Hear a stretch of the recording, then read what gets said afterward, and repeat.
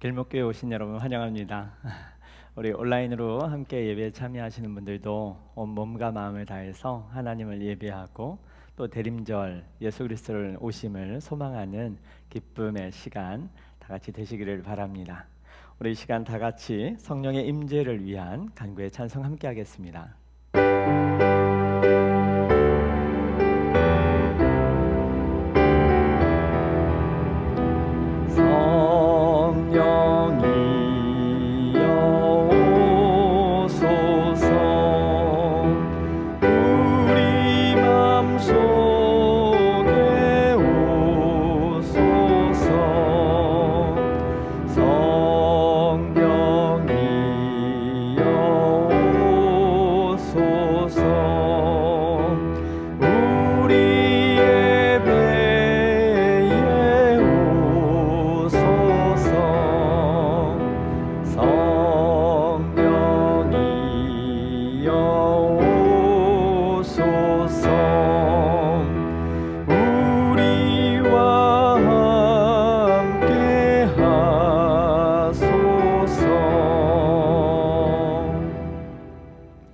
이 시간에는 감사를 고백하는 시간입니다. 하나님께서 우리에게 행하신 일들이 굉장히 많죠.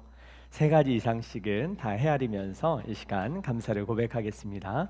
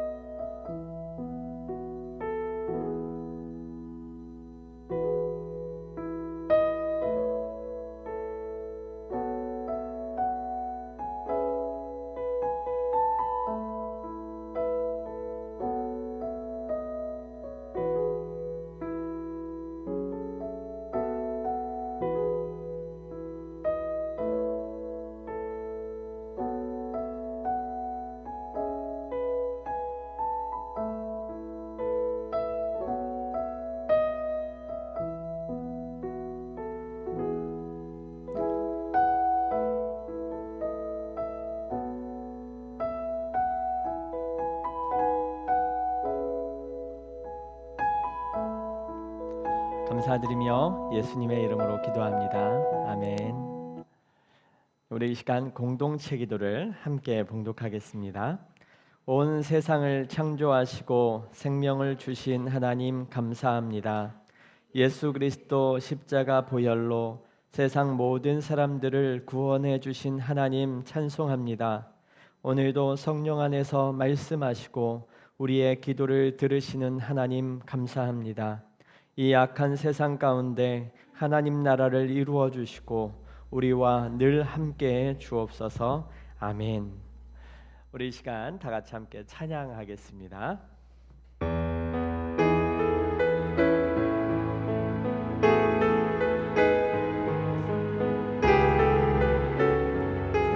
함께 부르신 곳에서 함께 찬양하시겠습니다. 따스한 성령님 마음으로 보내 내 몸을 감싸며 주어지는 평안함 만족함을 느끼네. 사랑과 진리에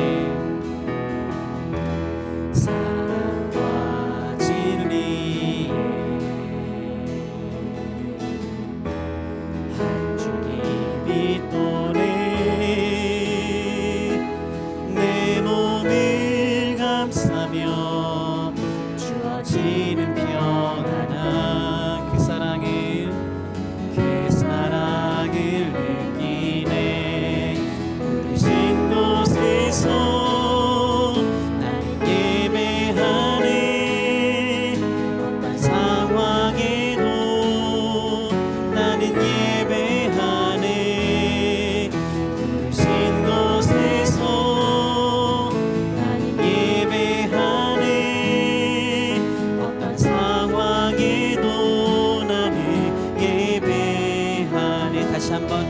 충만한 성령님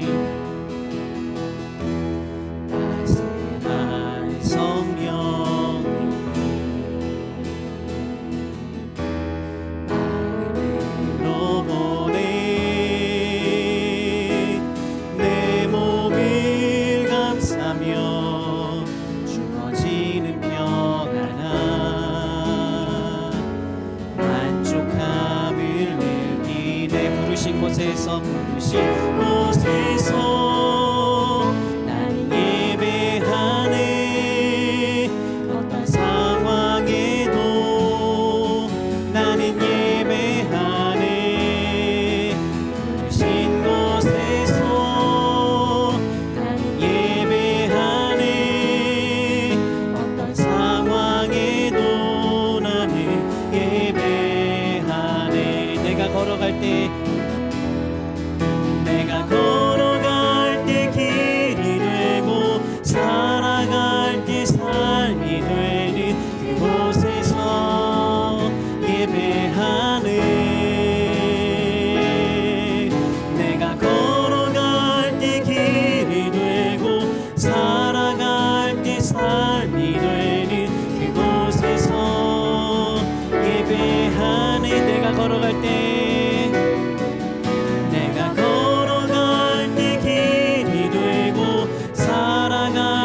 삶이 되는 그곳에서 예배하네 내가 걸어갈 때 길이 되고 살아갈 때 삶이 되는 그곳에서 예배하네 부르신 곳에서 나는 예배하네 어떤 상황에도 나는 예배하네 부르신 곳에서 나는 예배하네 어떤 상황에도 나는 예배하네 두 손 들고 찬양합니다 다시 오시와 여호와께 오직 주만이 나를 다스리네 두 손 들고 찬양합니다 다시 오시와 여호와께 오직 주만이 나를 다스리네 나 주님만을 섬기니 나 주님만을 섬기니 헛된 마음 버리고 성령이여 내 영혼 충만하게 하소서 주님 앞에 내 생명 드리리라 다시 한번 두 손 들고 찬양합니다 두 손 들고 찬양합니다 다시 오시와 여호와께 오직 주만이 나를 다스리네 나 주님만을 섬기니 나 주님만을 섬기니 헛된 마음 버리고 성령이여 내 영혼 충만하게 하소서 나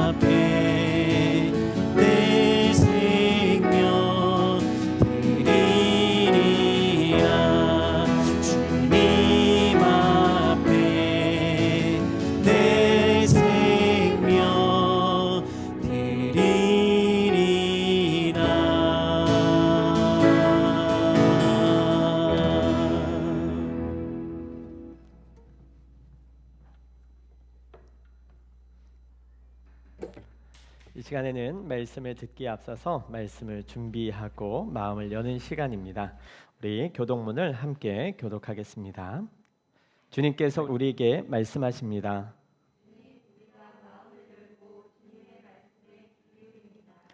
성령님, 이 시간 우리 마음과 생각을 주관하여 주옵소서.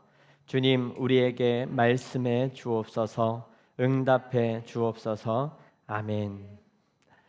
네, 오늘 하나님께서 우리에게 주시는 말씀은 마태복음 5장의 말씀입니다.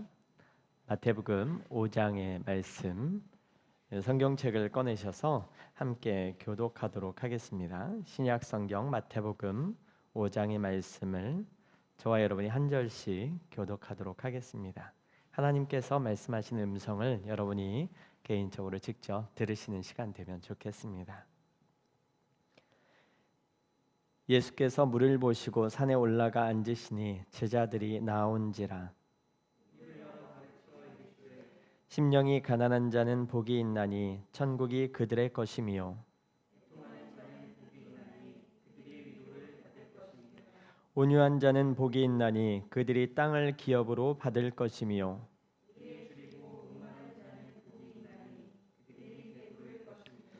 긍휼히 여기는 자는 복이 있나니 그들이 긍휼히 여김을 받을 것이미요.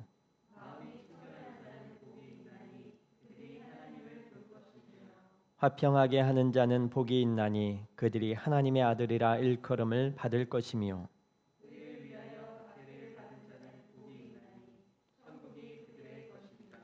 나로 말미암아 너희를 욕하고 박해하고 거짓으로 너희를 거슬러 모든 악한 말을 할 때에는 너희에게 복이 있나니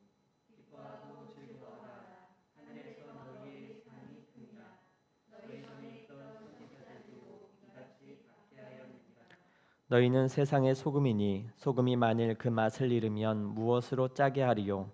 후에는 아무 쓸데없어 다만 밖에 버려져 사람에게 밟힐 뿐이니라.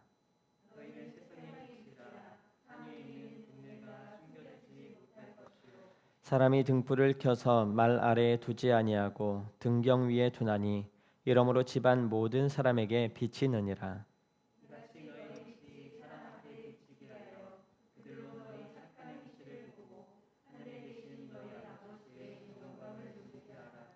내가 율법이나 선지자를 폐하러 온 줄로 생각하지 말라. 폐하러 온 것이 아니요 완전하게 하려 함이라.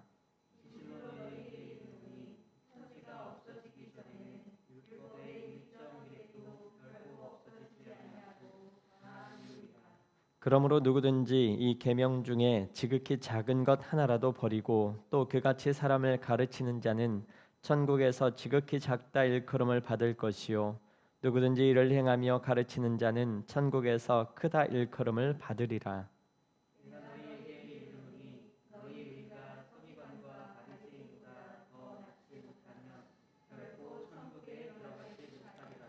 옛 사람에게 말한 바 살인하지 말라 누구든지 살인하면 심판을 받게 되리라 하였다는 것을 너희가 들었으나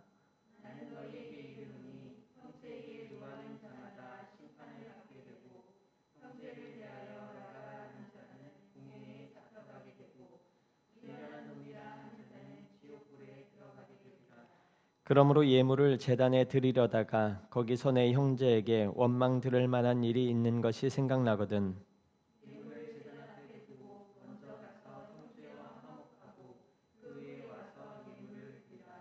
너를 고발하는 자와 함께 길에 있을 때에 급히 사화하라. 그 고발하는 자가 너를 재판관에게 내어주고 재판관이 옥리에게 내어주어 옥에 가둘까 염려하라.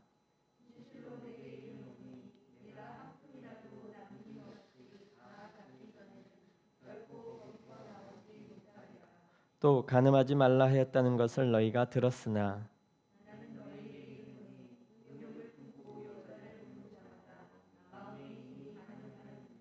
만일 내 오른눈이 너로 실족하게 하거든 빼어내버리라. 내 백제 중 하나가 없어지고 온몸이 지옥에 던져지지 않는 것이 유익하며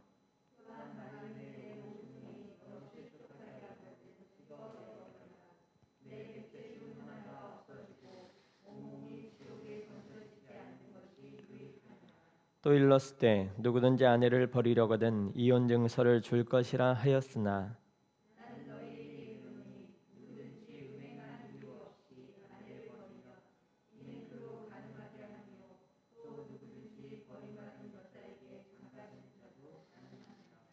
또 옛사람에게 말한 바 헛 맹세를 하지 말고 내 맹세한 것을 주께 지키라 하였다는 것을 너희가 들었으나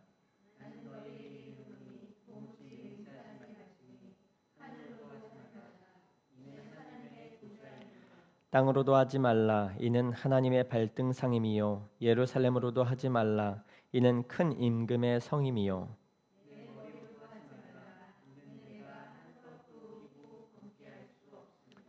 오직 너희 말은 옳다 옳다 아니라 아니라 하라 이에서 지나는 것은 악으로부터 나느니라.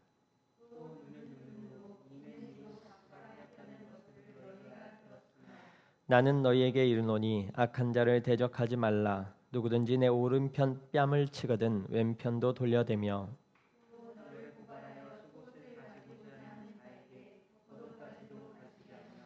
또 누구든지 너로 억지로 오리를 가게 하거든 그 사람과 심리를 동행하고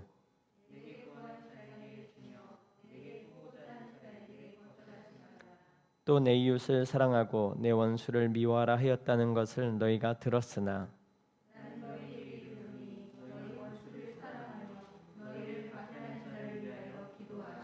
이같이 한즉 하늘에 계신 너희 아버지의 아들이 되리니 이는 하나님이 그 해를 악인과 선인에게 비추시며 비를 의로운 자와 불의한 자에게 내려주심이라.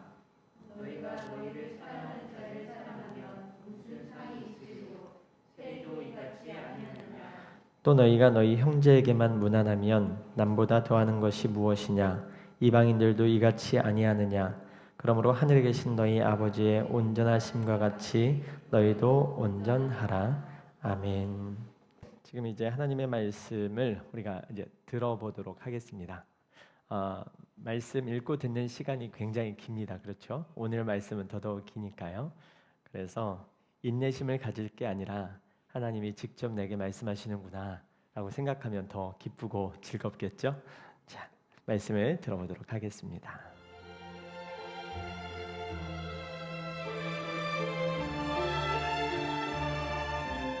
오장 너희는 복이 있다. 예수께서 자신의 사역으로 인해 큰 무리가 몰려드는 것을 보시고 산에 올라가셨다. 예수께 배우고 그분께 인생을 건 사람들도 함께 올라갔다. 조용한 곳에 이르자 예수께서 자리에 앉으셔서 산행에 함께한 사람들을 가르치셨다. 예수께서 하신 말씀은 이렇다. 벼랑 끝에 서 있는 너희는 복이 있다. 너희가 작아질수록 하나님과 그분의 다스림은 커진다. 가장 소중한 것을 잃었다고 느끼는 너희는 복이 있다. 그때야 너희는 가장 소중한 분의 품에 안길 수 있다. 더도 말고 덜도 말고 자신의 모습 그대로 만족하는 너희는 복이 있다. 그때 너희는 돈으로 살 수 없는 모든 것에 당당한 주인이 된다. 하나님께 입맛이 당기는 너희는 복이 있다. 그분은 너희 평생에 맛볼 최고의 음식이요 음료다. 남을 돌보는 너희는 복이 있다. 그렇게 정성 들여 돌보는 순간에 너희도 돌봄을 받는다. 내면 세계, 곧 마음과 생각이 올바른 너희는 복이 있다. 그때야 너희는 바깥 세상에서 하나님을 볼 수 있다. 경쟁하거나 다투는 대신에 협력하는 모습을 보여주는 너희는 복이 있다. 그때 너희는 진정 자신이 누구이며 하나님의 집에서 자신의 자리가 어디인지 알게 된다. 하나님께 헌신했기 때문에 박해를 받는 너희는 복이 있다. 그 박해로 인해 너희는 하나님 나라에 더 깊이 들어가게 된다. 그뿐 아니다. 사람들이 내 평판을 떨어뜨리려고 너희를 깔보거나 내쫓거나 너희에 대해 거짓을 말할 때마다 너희는 복을 받은 줄로 알아라. 그들이 그렇게 하는 이유는 진리가 너무 가까이 있어서 그들이 불편을 느끼기 때문이다. 그런 일이 일어날 때 너희는 기뻐해도 좋다. 아예 만세를 불러도 좋다. 그들은 싫어하겠지만 나는 좋아하니 말이다. 온 천국이 박수를 보낼 것이다. 또한 너희만 그런 일을 당하는 것이 아님을 알아라. 내 예언자와 증인들은 언제나 그런 고생을 했다.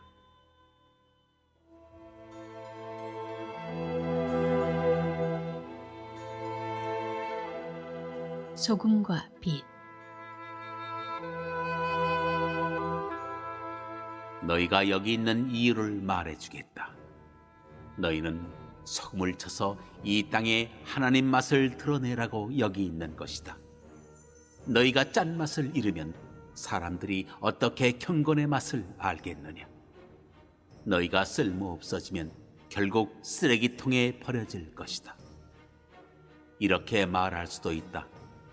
너희는 빛이 되어 세상에 하나님의 빛깔을 드러내라고 여기 있는 것이다. 하나님은 감추어둘 비밀이 아니다. 우리는 이 비밀을 훤히 드러낼 것이다. 산 위에 있는 도시만큼 훤히 드러낼 것이다. 내가 너희에게 등불을 들고 있게 한다면 설마 너희는 내가 너희를 통 속에 숨겨두리라고는 생각하지 않을 것이다. 나는 너희를 단 위에 둘 것이다. 내가 너희를 언덕 위에 등불 놓는 단 위에 두었으니 빛을 비추어라. 너희에게 오는 손님을 기쁘게 맞아들여라. 후하게 베풀며 살아라. 너희가 다른 사람들에게 마음을 열면 그들도 너희에게 자극을 받아 하나님께, 하늘에 계신 자비로우신 아버지께 마음을 열게 될 것이다.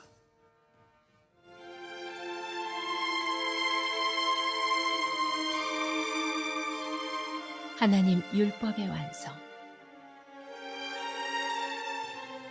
내가 하나님의 율법이든 예언자든 성경을 폐지하러 왔다고 생각하지 마라.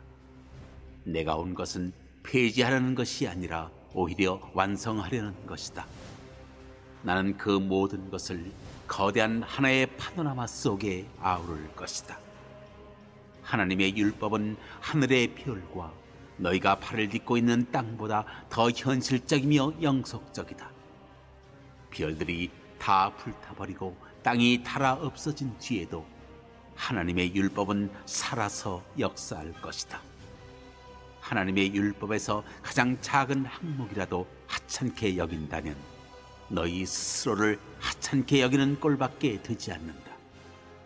그러나 그 율법을 진지하게 대하고 다른 사람들에게 그 길을 보여주면 너희는 천국에서 영광을 얻을 것이다.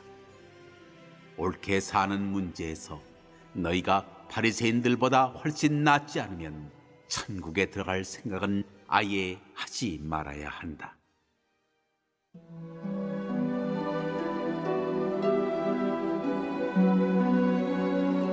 말이 사람을 죽인다.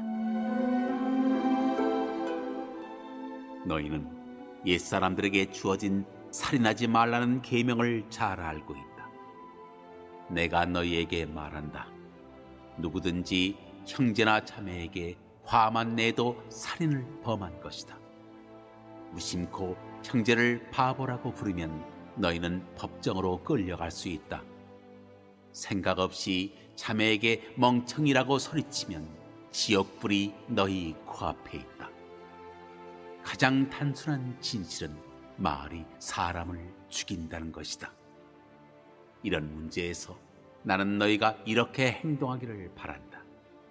네가 예배당에 들어가서 헌금을 드리려는데 갑자기 어떤 친구가 너에게 원한을 품고 있는 것이 생각나거든 헌금을 내려놓고 즉시 나가 그 친구에게 가서 화해하여라.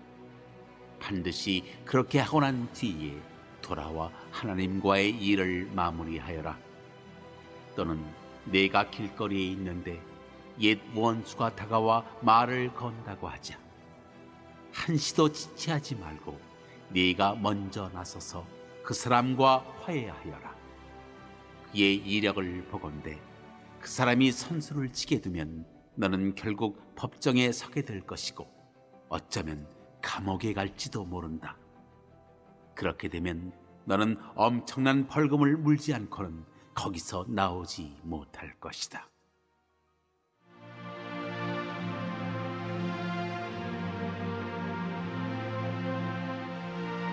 간음과 이혼.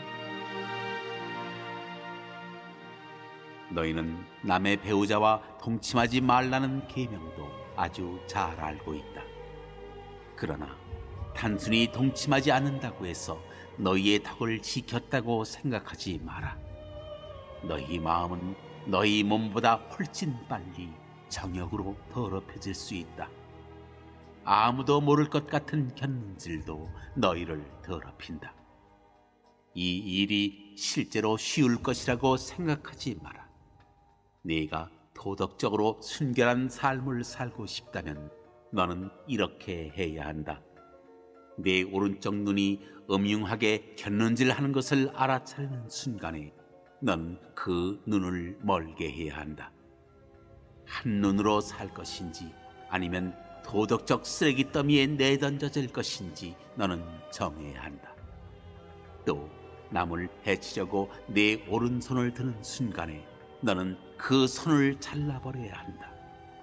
내 존재 전체가 영원히 쓰레기 더미에 버려지느니 차라리 피 묻은 몸뚱이로 사는 것이 낫다. 성경에 누구든지 아내와 이혼하는 자는 아내에게 이혼 증서와 법적 권리를 주고 합법적으로 하라고 한 말을 기억하느냐? 너희 중에는 이 규정을 자신의 이기심과 변덕스러운 마음을 포장하는 구실로 이용하거나 합법적이라는 이유만으로 옳은 척하는 사람이 너무 많다. 제발 가식은 그만두어라. 아내와 이혼하면 너희는 아내를 간음하게 만든 책임이 있다. 아내가 문란한 성생활로 이미 그렇게 되지 않은 이상 말이다. 또 그렇게 이혼한 여인과 결혼하면 너희도 자동으로 간음하는 자가 된다. 법을 구실 삼아 도덕적 타락을 미화할 수 없다.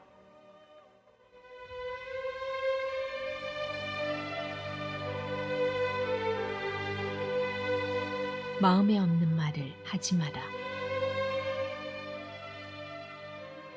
그리고 마음에 없는 말은 아예 하지 마라. 이 권고는 우리 전통에 깊숙이 박혀 있다.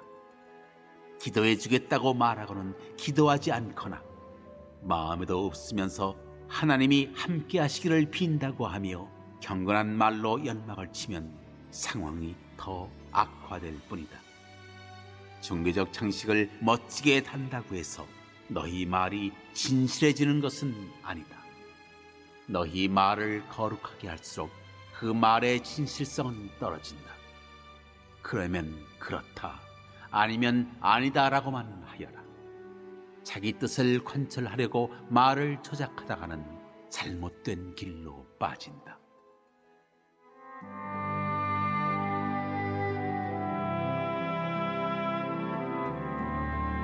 원수를 사랑하여라. 다시 생각해 봐야 할 옛말이 또 있다. 눈에는 눈, 이에는 이라는 말이다. 그렇게 해서 문제가 해결되겠느냐? 내가 하고 싶은 말은 이것이다. 절대로 되받아치지 마라. 누가 너를 치거든 그 자리에 서서 맞아라. 누가 너를 법정으로 끌고 가서 내 셔츠를 달라고 소송하거든 네 가장 좋은 외투까지 잘 포장해 선물로 주어라. 그리고 누가 너를 억울하게 이용하거든 종의 삶을 연습하는 기회로 삼아라. 똑같이 갚아주는 것은 이제 그만하여라. 너그럽게 살아라. 너희는 옛 율법에 기록된 친구를 사랑하라는 말과 기록에는 없지만 원수를 미워하라는 말을 잘 알고 있다. 나는 거기에 이의를 제기한다. 나는 너희에게 원수를 사랑하라고 말하겠다. 원수가 어떻게 하든지 너희는 최선의 모습을 보여라. 누가 너희를 힘들게 하거든 그 사람을 위해 기도하여라.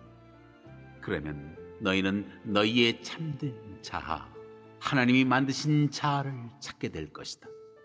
하나님도 그렇게 하신다. 그분은 착한 사람이든 악한 사람이든 친절한 사람이든 비열한 사람이든 상관없이 모두에게 가장 좋은 것, 해의 온기와 비의 양분을 주신다. 너희가 사랑할 만한 사람만 사랑하는 것이 고작이라면 상급을 바랄 수 있겠느냐? 그것은 누구나 하는 일이다. 너희가 만일 너희에게 인사하는 사람에게만 겨우 인사한다면 상급을 바랄 수 있겠느냐? 그것은 죄인도 흔히 하는 일이다. 한마디로 내 말은 성숙한 사람이 되라는 것이다. 너희는 천국 백성이다. 그러니 천국 백성답게 살아라. 하나님이 주신 너희 신분에 합당하게 살아라. 하나님께서 너희에게 하시는 것처럼 너희도 다른 사람들을 대할 때 너그럽고 인자하게 살아라. 네, 하나님의 말씀을 다 읽고 우리가 들어보았습니다. 지금 이 주어진 말씀을 가지고 잠시 묵상하며 하나님께서 내게 지금 이 10년 가운데 말씀하시는 음성은 무엇인지, 이번 주일에 무엇을 듣길 원하고 계시는지 묵상하는 시간을 갖도록 하겠습니다.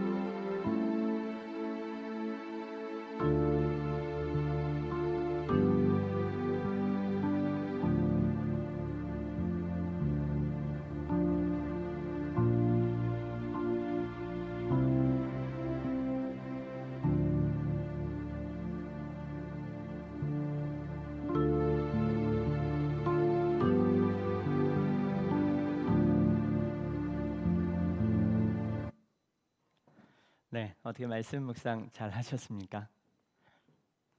여러분 오늘 이 마태복음 5장의 말씀 묵상은 다 하셨는데 저는 이런 부분이 생각이 됐습니다. 우리는 그리스도인으로 잘 살고 있나? 여러분 어떠세요? 내가 예수 믿는 사람으로 제대로 잘 살고 있나? 그렇다면 내가 예수 믿는 사람으로 그리스도인으로 잘 살고 있다라고 했을 때에 기준점이 있어야 될 텐데 무엇을 기준으로 살고 있지? 성경 말씀이겠죠. 그러면 성경 말씀 기준에 맞추어서 나는 하나님을 믿는 자녀인가? 그리스도인인가? 이 말씀에 비추어서 한번 생각을 해보면 좋을 것 같습니다.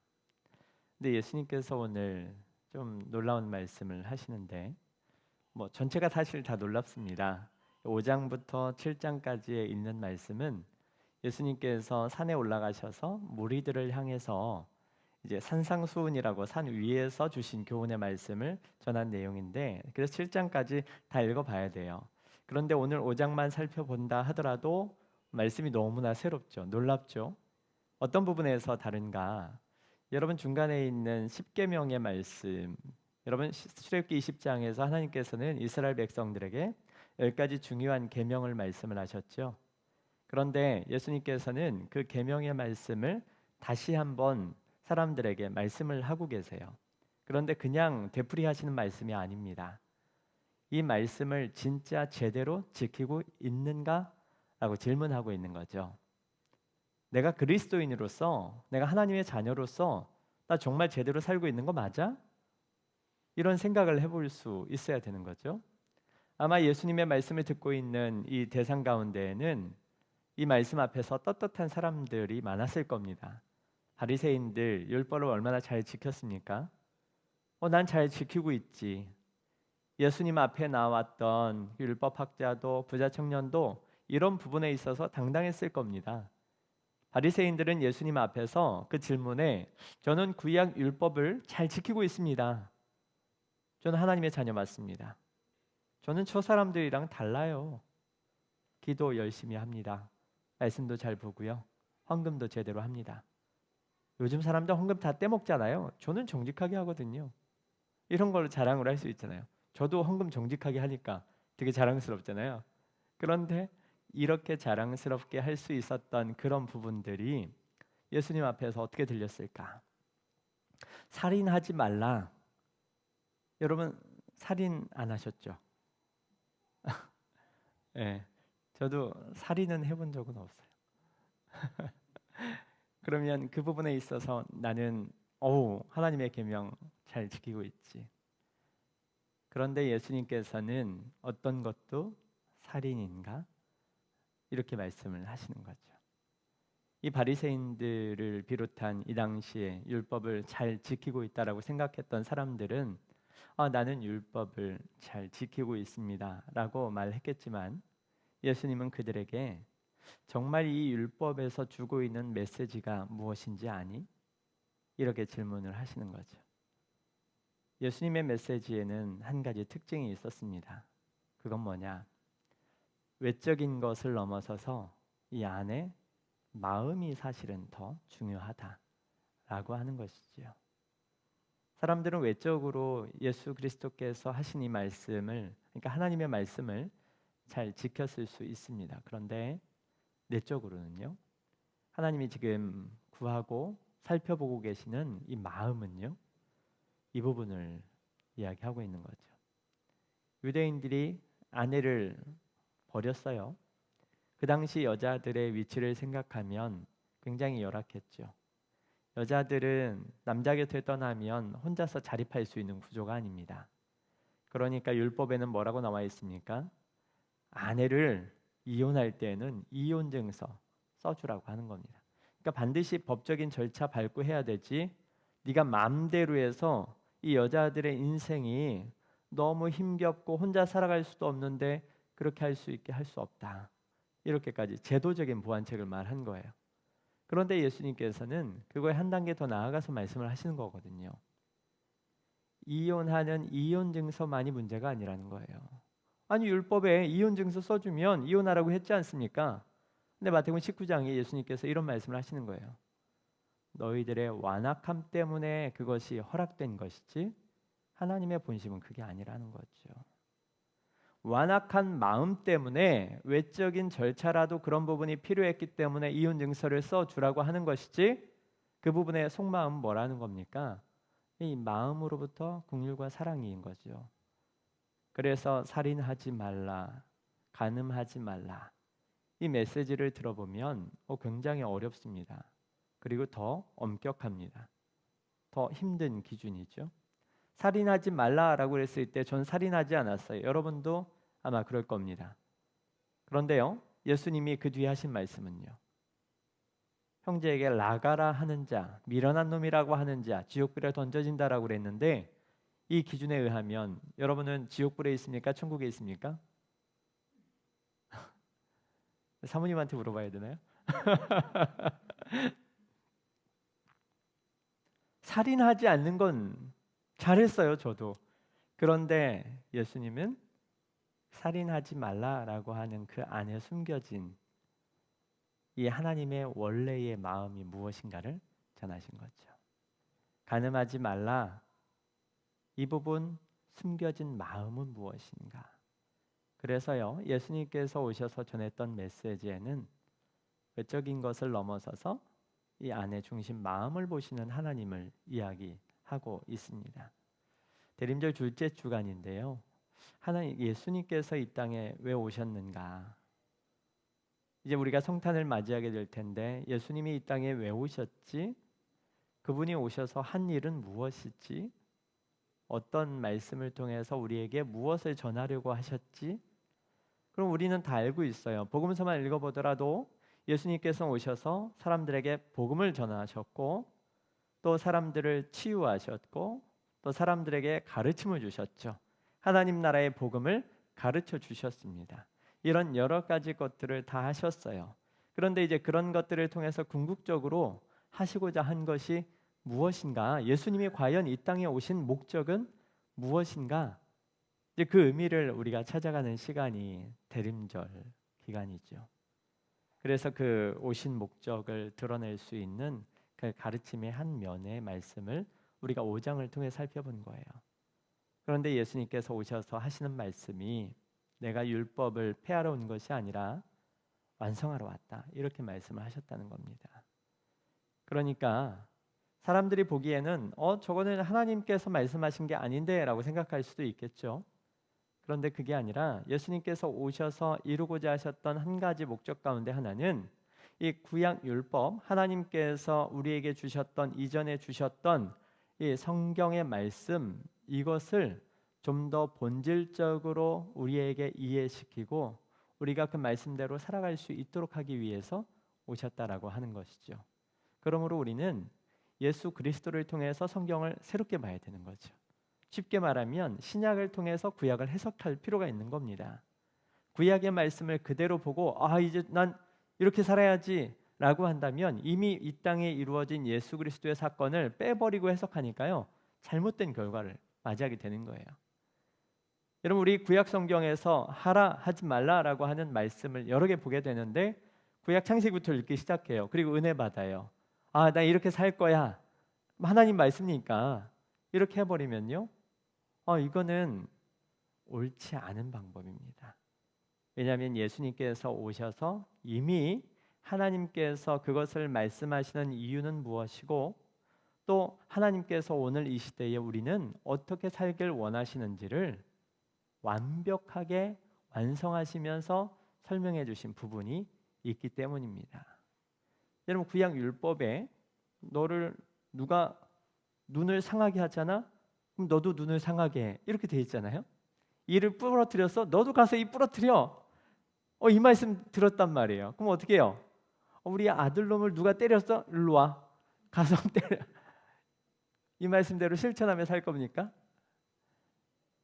아니죠. 예수님께서 이 땅에 오셨던 이 놀라운 선물과 같은 메시지를 해석하면서 바라봐야 되는 거죠. 그래서 성경 말씀을 문자주의적으로 보기 시작하면 하나님의 진실된 마음을 알 수가 없는 겁니다. 예수님께서 이렇게 친절히 사람들이 오해하고 있었던 걸 풀어 설명을 해주시거든요. 정말 중요한 게 뭔지 아니? 사람의 마음이야. 그래서요, 이 복음서에는 마음이라고 하는 단어가 정말 많이 나옵니다. 하나님을 사랑하는데도요, 하나님 사랑하라. 그런데 어떻게 사랑해요? 마음을 다해. 마음을 다해, 목숨을 다해, 힘을 다해, 뜻을 다해 주 너의 하나님을 사랑하라. 마음이 빠지면 안 되는 거예요. 마음으로부터, 마음에서 모든 것이 나와요. 마음에 품은 생각이 밖으로 나오는 거죠. 그래서 내가 외적으로 잘 살았다라고 생각하시는 분들은 이제 하나님 기준에 맞춰서 마음을 중심으로 해서 살펴볼 필요가 있습니다. 내가 예배 잘 하고 있나? 요즘 코로나 때문에 온라인으로 예배하시는 분들이 많은데 마음으로 잘 하고 있나 생각해 봐야 되죠. 네, 저희 가정에서도 이제 아이들은 온라인 예배로 자기네가 다니는 교회 예배를 드리고 있거든요. 그런데 그 예배 드릴 때마다 꼬맹이들이니까 집에서 편안하게 그냥 옷 입고 나오려고 하는 거예요. 근데 절대 안 되는 거죠. 예배 드릴 수 있도록 잘 갖추고 와라. 그래가지고 옷 입고 씻고 준비한단 말이야. 장소 이동은 없어요. 남이 봐줄 일도 없어요. TV만 키면 돼요. 그럼 예배 드릴 수 있어요. 근데 이제 그렇게 시키는데 그게 거기까지는 좋죠. 뭔가 괜찮아. 그런데 더 중요한 건 뭡니까? 그 아이들이 외적으로 준비된 이후에 마음으로 예배할 수 있는가? 이 부분이 더 중요하잖아요. 그래서 저희는 저희 아이들한테, 그러니까 이제 두 아이가 있는데 첫째와 둘째, 얘네들이 중2와 초등학교 6학년인데 말씀을 뭐 7독도 했고 5독도 했고 3독도 한 것 같아요. 몇 독인지 정확히 모르는데 그렇게 많이 했어요. 말씀도 잘 쓰고. 그리고 목사 아들 딸이니까 되게 경건하게 보잖아요. 근데 걔네들 구원 받았느냐? 저는 장담하지 못합니다. 그렇게 얘기하지 않아요. 물론 예수 그리스도께서 2000년 전에 오셔서 이루신 사건은 온 세상의 모든 사람들을 구원하신 사건입니다. 구원이 이루어졌어요. 그러나 능동적으로 자기에게 주신 자유의지를 사용해서 하나님 앞에 가까이 가고 마지막 때까지 인내하면서 그 구원을 쟁취할 수 있느냐, 그런 자로 돼 있느냐. 두 아이들 아직 하나님을 만난 개인적인 경험이 없기 때문에 그 부분에 대해서 확신하지 않는 겁니다. 네가 뭐 대단한 사람이라고. 우리는요, 똑같죠. 예수 그리스도로 인해서 이루어진 사건은 놀라운 사건인데 그거를 공짜로 생각하고 그냥 별 볼 일 없이 생각하면요, 그냥 내 마음대로 결정하고 외적인 걸로 그냥 다 끝나버리는데 조금 더 세심하게 나가야 될 필요가 있죠. 마음을 중심으로 사는 겁니다. 하나님께서 우리 사람들을 보실 때 어디를 중심으로 기준점을 삼으시고 보시느냐? 성경에 이런 표현을 있죠. 마음을 보시는 이가, 마음을 보시는 이는 오직 하나님 한 분밖에 없어요. 우리는 외적인 것밖에 못 봐요. 외적인 걸 보고 저 사람 믿음이 좋다, 안 좋네 생각할 수 있는데 하나님은요, 마음을 보시고 외적으로는 다 할 수 있는데 그 마음으로는. 근데 예수님께서 오늘 그 마음의 중심을 이야기하고 계시는 겁니다.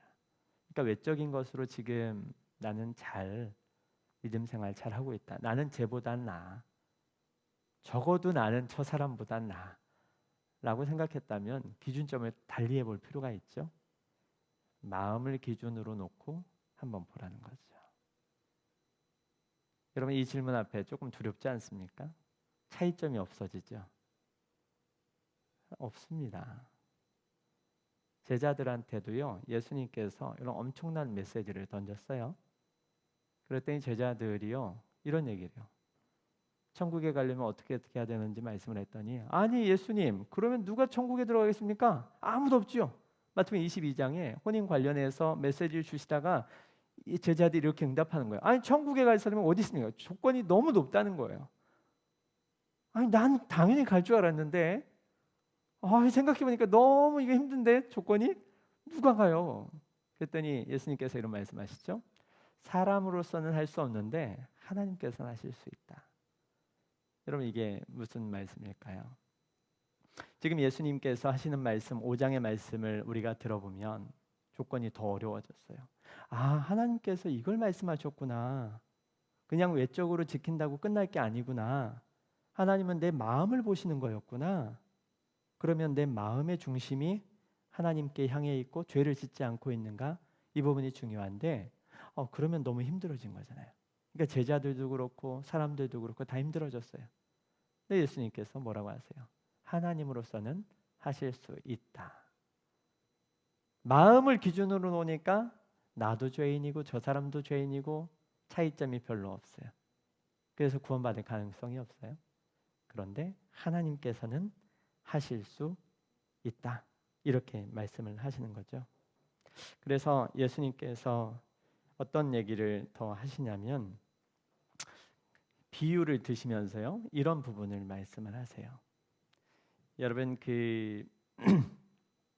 예수님께서 말씀하신 비유 가운데 천국 혼인잔치에 초청받은 비유가 있죠. 그런데 거기에 혼인잔치에 초청을 했는데 사람들이 다 바쁘다고 안 온다는 거예요. 난 일 때문에 바빠요. 소를 샀어요. 난 집을 지었어요. 시집보내 다 바쁘다고 혼인잔치에 안 왔어요. 그랬더니 주인이 어떻게 했습니까? 길에 나가서 아무나 다 데려오라는 거예요. 아무나 다. 너무나 은혜로운 말씀이죠. 그런데 거기에서 한 가지 반전의 사건이 일어납니다. 어떤 부분이냐? 다 초대했는데 갑자기요? 넌 안 돼. 이런 제한이 나타나는 거. 아니 오라고 할 때는 언제고 왜 다시 내쫓아? 근데 거기에 조건이 하나가 뭐냐면요. 예복을 입지 않은 사람은 다 내쫓으라는 거예요. 아니 그깟 예복이 뭐가 중요하다고. 아니 지금 자격도 없는 사람을 원래 혼인 예식에 초대하기로 돼 있던 사람을 다 초대하지 않고 이제 길거리에 있는 아무 사람이나 데려온 거면 그냥 들어가게 해야지 왜 예복 없다고 저기 울며 이르갈미 있으리라 이렇게까지 저주의 말씀을 하시는가? 들어가지 못하게 하고 쫓아낼까? 이게요 비유의 말씀이에요. 여러분 그 예복이 있어야만 천국의 혼인잔치에 들어간다는 거죠. 이 예복이 뭡니까? 나 홀로서는 할 수 없는데 내가 어떤 상태이든지 상관없는데 내 신분이 어떠하든 내가 죄가 많이 있든 죄가 없든 상관없는데 한 가지 기준점을 두셨다는 거예요. 그 예복은 바로 예수 그리스도. 예수 그리스도를 통해서만 천국 잔치에 들어갈 수 있다. 이걸 말씀하고 계시는 거죠. 딴 건 다 없어도 돼요. 자격 요건이 안 돼도 돼요. 누구나 안 돼요, 사실은. 근데 사람이 모르고 나는 젠체하고 막 될 것 같이 생각하고 또 길거리에 있고 나는 안 돼라고 생각하고 그런데 누구나 다 똑같아요. 천국 잔치 앞에 다 불림을 받았어요. 초청을 다 받은 거예요. 나는 자격이 없을 텐데 아니에요. 다 초청을 해주신 놀라운 사건이 일어난 거예요. 그런데 한 가지 필수적인 거. 예수 그리스도의 십자가 사건. 예수 그리스도를 통해서만 구원받을 수 있도록. 그래서 사도행전 4장 12절에 다른 이로서는 구원을 받을 수 없나니 천하 사람들이 구원받을 만한 다른 이름 우리에게 주신 일이 없다. 오직 예수 그리스도 그분을 통해서만 들어갈 수 있도록 허락해 놓으셨다라고 하는 거예요. 그게 2000년 전에 하나님께서 이 땅에 역사적으로 이루신 단 한 번밖에 없었던 유일한 온 인류 계획의 사건이었습니다. 그래서요. 하나님이 우리의 마음을 보고 계시고 우리의 마음을 중심으로 우리가 살아가야 하는 이 시대 가운데 가장 중요한 거. 더 힘들어진 것 같아요. 더 어려워진 것 같아요. 그러나 우린 예수 그리스도와 함께하면 우리가 할 수 없는 것도 행할 수 있습니다. 예수님께서 이 땅을 떠나가실 때에 성령님을 우리 가운데로 보내주셨잖아요. 나는 할 수 없는데요. 성령이 하게 하실 거야. 이렇게 은혜를 주셨단 말이에요. 그래서 오늘 예수 그리스도께서 오신 이유를 다시 생각하면서 이런 기준점을 마음에 되새기면 어떨까? 사람들과 비교할 때 외적인 걸로 내가 더 낫다고 생각하지 말자. 예수님께서는 우리에게 마음이 중요함을 말씀을 하셨어요. 그리고 또 하나, 나는 그러면 가망성 없는데 이거 내가 어떻게 안 돼? 근데 하나님이면 하실 수 있다. 주께서 보내주신 성령이 우리 안에 계시다. 할 수 있어. 예수 그리스도의 십자가 보혈이 가능하게 할 거야. 성령과 더불어서 행하면 성령의 뜻대로 살면 성령의 소욕대로 살아가면 우리는 가능성이 있다. 그래서 정죄보다는 사랑으로 또 외적인 것보다는 우리의 마음을 중심으로 이렇게 다시 한번 하나님과의 관계성을 새롭게 써가면 좋겠습니다. 그래서 사람들을 너그럽게 용납하고 나도 죄인이고 마음을 중심으로 살펴보니까 큰 차이 없고 오직 예수 그리스도의 십자가 사건으로 모든 사람을 동일하게 용서하신 사건만 있을 뿐인 그런 것을 우리가 다 기억하고 살면 좋겠습니다. 우리 주신 말씀 기억하시면서 이 응답의 찬송 부르도록 하겠습니다.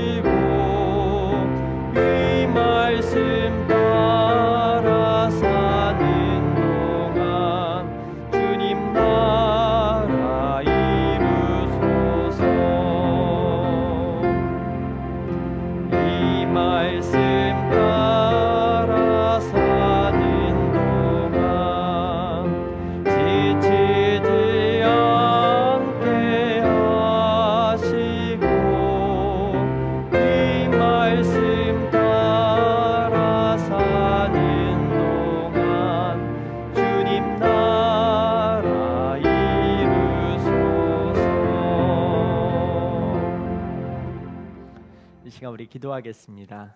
하나님께서 오늘 주신 메시지를 생각하면서 기도해 주시고요. 또 우리의 가정을 위해서, 우리의 사업을 위해서, 또 이번 주 목요일에 신학대학원 입시가 있는데 우리 쭈발리 입시생을 위해서도 기도해 주시고, 또 힘든 가정을 위해서, 하나님 나라 사역을 위해서 함께 기도하겠습니다. Jesus, beautiful Savior, God of all majesty, risen King, Lamb of God, holy and righteous, blessed Redeemer, bright morning star,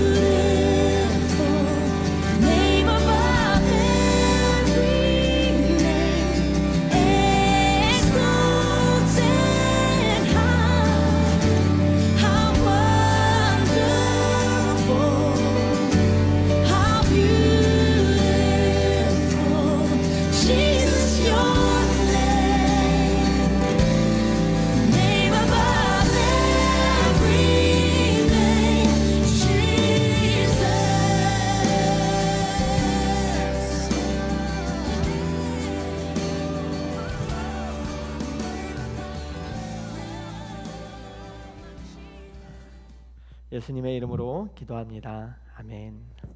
우리 시간 감사 찬양 다 같이 일어나셔서 우리 믿음으로 서리라 함께 찬양하겠습니다.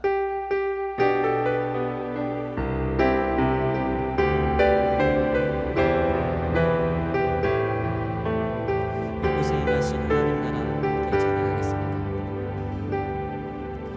이곳에 임하신 하나님 나라 가난한 마음으로 바라보리라. 먼저 그 나라 그 뜻 구하며 나의 삶 드리리. 주님이 맡기신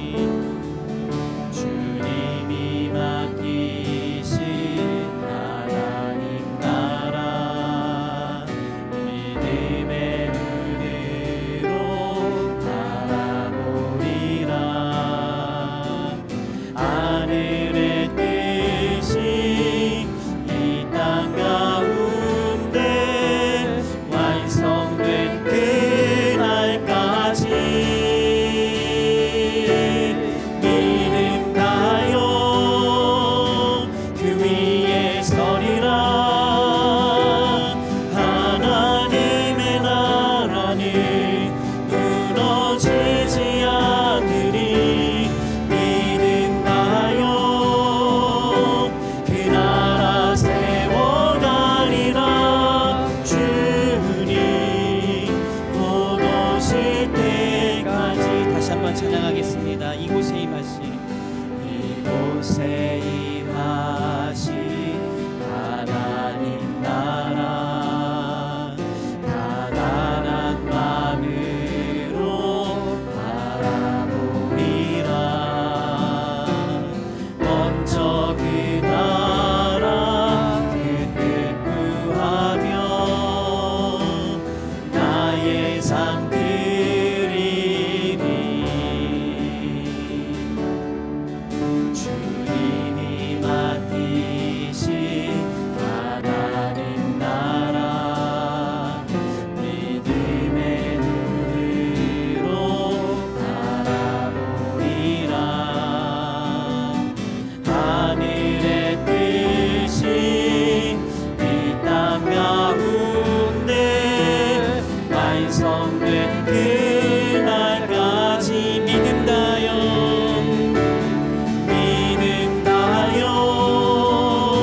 그 위에 서리라.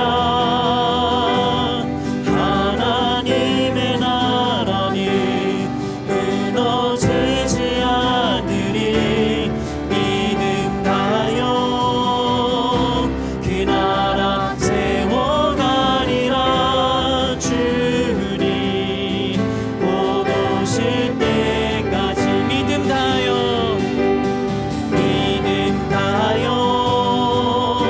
그 위에 서리라.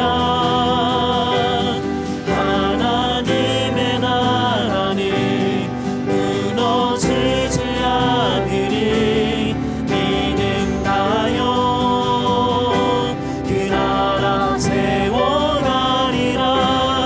주님 곧 오실 때까지.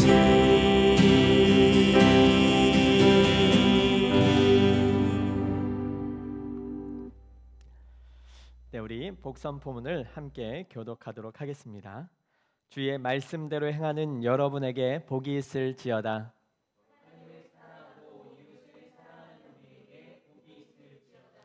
예수 그리스도의 복음을 전하는 여러분에게 복이 있을지어다.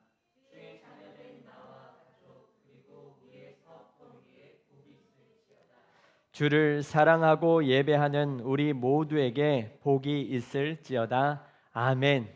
자, 기도하겠습니다.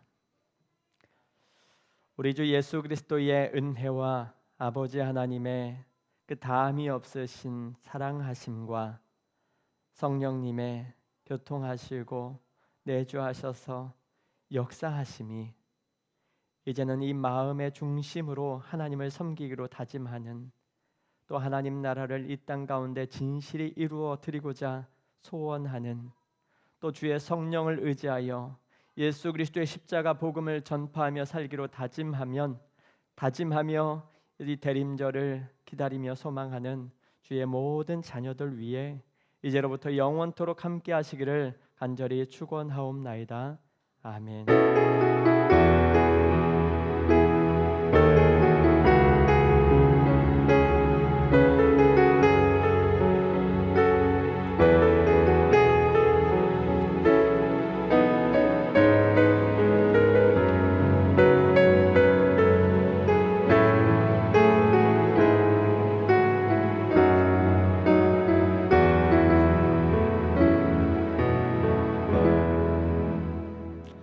네, 자리에 앉아 주십시오.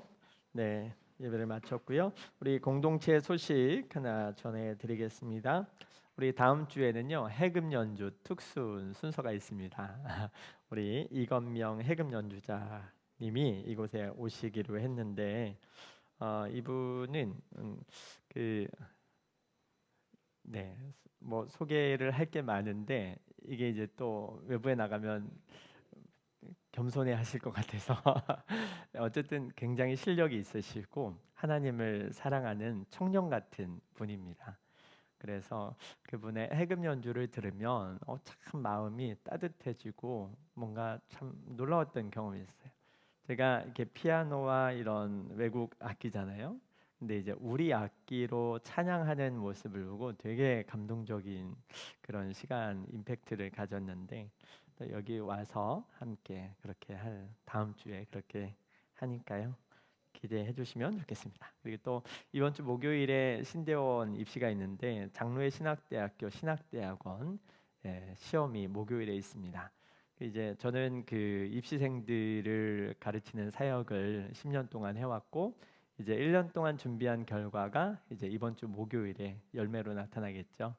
그래서 이번에는 이제 44명이 시험을 봅니다. 열심히 준비했고 또 잘 준비하고 목사가 되고 이제 이 과정도 너무나 중요한 부분이라 여기에 대해서도 많이 강조하고 가르치고 했는데 좋은 결과 나와서 다들 또 이 다음에 교회를 세우는데 중요한 역할을 하면 좋겠다는 생각을 합니다.